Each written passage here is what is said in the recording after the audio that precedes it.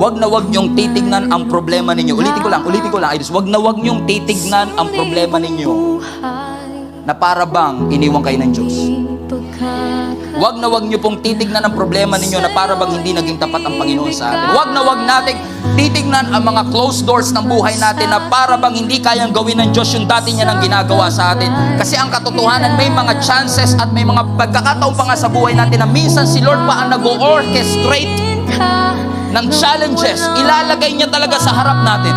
May mga obstacles and opposition sa buhay natin. Kasi kapag nalampasan natin ang lahat ng mga bagay na ito, new season, new place, and new destiny that God has prepared for all of us. Kasi minsan sa buhay natin, mas gusto pa natin yung sitwasyon natin ngayon kesa sa solusyon ng Diyos. Fight for your family's future. Fight for your parents' future. Fight for your children's future. May obstacle, yes. Don't let the presence of obstacle. God is always on your side. Makes you doubt the purposes of God in your life. Na kahit mahirap ang buhay, kaya kong ngumiti. Na kahit may challenges, kaya kong maging maligaya.